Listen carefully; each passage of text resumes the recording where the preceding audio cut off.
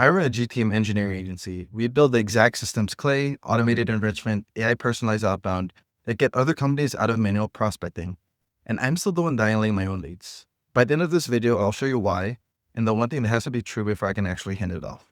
So a few months ago, we started building our own new client pipeline the exact same way we build one for a client. Everyone assumes once you build the system, you're done. The automation runs itself and you step back. That's not exactly what happened. You can't actually run a go-to-market system on full autopilot because you still need strategists in the loop, someone analyzing the data, forming hypotheses, testing messaging, trying to beat last week's metrics. So let me give you a real example of what that actually looks like week to week. Maybe the hypothesis is that specific job title, let's say Director of Revenue Operations, converts better and aligns more with our messaging than the titles we're already targeting. Or maybe the hypothesis is about the value prop itself. Does leading with making money outperforming leading with saving money or saving time? Or maybe the bottleneck isn't the targeting or the copy at all. Maybe it's the offer, the lead magnet, and changing this is what actually moves the number. Those are all the things we're testing every week against one North Star metric on the email side, which is positive reply rate.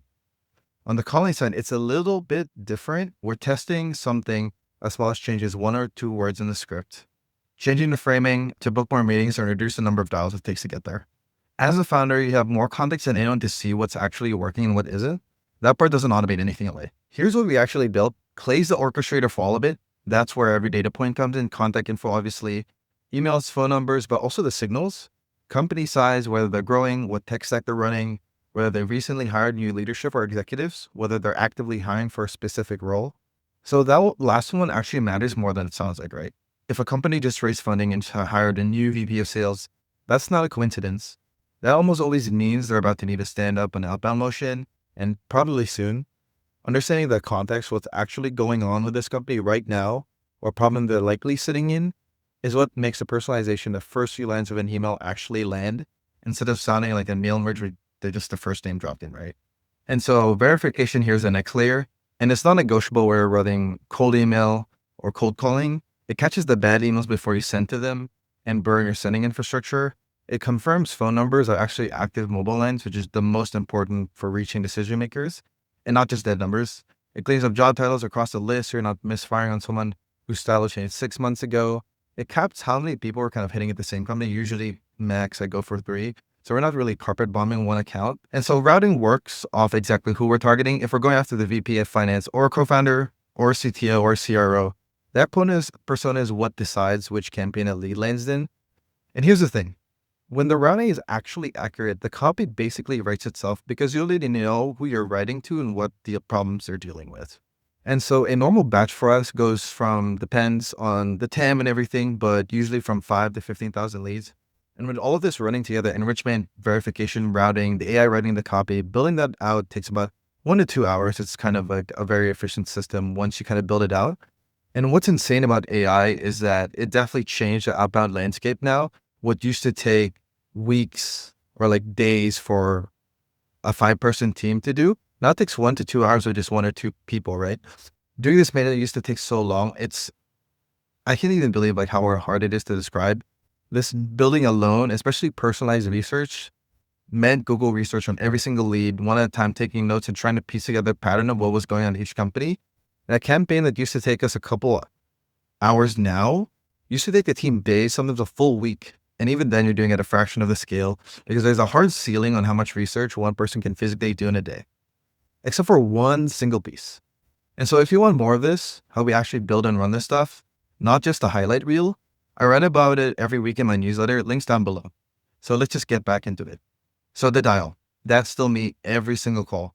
Not because the system can't route a call to someone else, because there's no version of AI right now that replicates what happens in a live call. Tonality, human trust, the conversation is dynamic. I don't think they'll ever be replaced with AI. It moves based on what the other person says and not a script running top to bottom. And your authority as a person on the other end of the line matters. You can't automate that away. I don't think you'll be able to for a long while, or even ever. And this is the part that actually matters if you're building your own outbound system, because this is where most people either fake it or quit.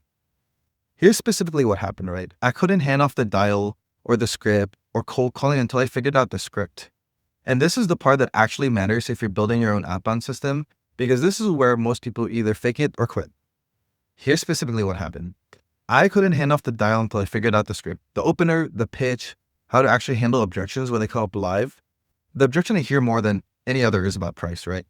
Someone gets guarded the second comes up, but what people don't factor in is the silent cost of not taking action, especially when what you're selling is genuinely valuable in solving a real problem. What I do is reframe the price around ROI.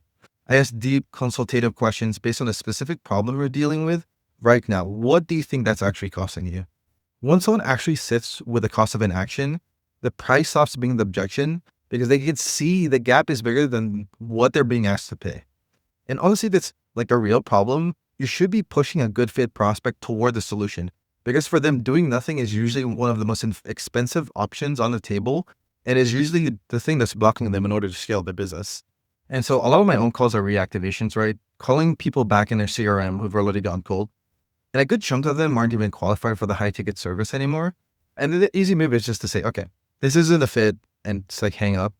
Instead, I start pushing into calls anyway, just to kind of sharpen my own objection handling sometimes, right? Someone would ask about price or say they couldn't justify the investment. And instead of letting that be the end of the call, I'd ask what their gap actually looks like right now and how much revenue they think they're losing by not doing anything about it, and use it to kind of reframe the whole conversation. And that one big change just made a whole bigger difference, right? Not just in how many people said yes, but in the quality of the conversation itself. Even in calls that started as a clear no, some of these people still ended in a hard no, but a few turned into meetings, but 2 or 3 months out, let's check back in once the time was like actually right. A lot of the founders we work with are B2B SaaS founders running on word of mouth and referrals. And really, that's a trap. Word of mouth feels great until you realize it's not repeatable. And at some point, you need to capture more of the market than referrals alone will ever bring you. What we usually see is a founder going from no system and slow, unpredictable growth, wasted hours doing research by hand, to having an automated outbound system, doing the research and the outreach for them, which means more sales calls, which means they actually learn who needs their product, which means they can dial in their go-to-market early. That part matters so much more than other people think, because figuring out go-to-market early is the difference between a business that plateaus and one that actually gets to 50 million and beyond.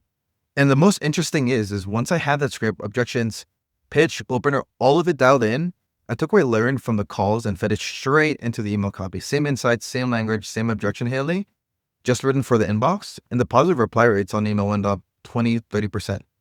And that's the actual unlock, right? Every channel you run feeds the others. The calls make the emails better. The emails make the calls better. The system doesn't improve because you build it once. It improves because you keep on feeding that system. And so when it kind of comes to getting the script dialed in, usually it takes around 2 or 3 weeks. Like my bar for calling it done is usually 100 live conversations with real prospects, because that's what it usually takes to actually map the specific patterns, which objections come up, in what order, how the pitch needs to flow, how to handle it when someone pushes back. So here's what handing off the dial actually looks like. It's not about hiring someone who can read a script well. Tonality is the number one thing, always. There's a specific sound to a bad cold caller. We call it commission breath. You can hear it instantly, someone who sounds desperate, who clearly wants something from you, and that's exactly what puts a prospect's guard up. Because the truth is, the product will never be a fit for everyone, right? And it makes no sense to force a meeting with someone it isn't right for, to kind of protect our closer's time, right? But commission breath doesn't really know that, and it really shows in the tone of the prep. So what I actually need is, I call it a detached therapist energy.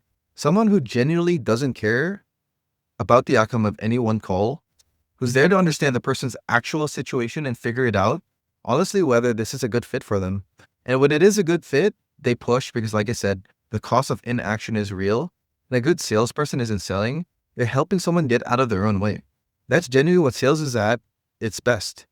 You're exchanging money, sure. But I mean, like, the value on the other side of that exchange is worth more than what they paid, or you shouldn't be selling it to them in the first place. Once the script's locked, that's when it scales across multiple SDRs, feeding into cold email the same way it does now. And there's one more piece that has to carry over: speed. When someone replies positive to an email, you call them fast. Cold calling is still the fastest way to book a meeting there is. That does not change once this is a team instead of just me. So yeah, that's actually where it stands. The system's run itself, enrichment, routing, copy, all of it. That dial doesn't yet.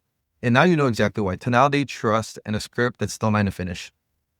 If you're building your own outbound system and you start being the bottleneck too, the newsletter is linked down below. That's where I go deeper into stuff like this every week.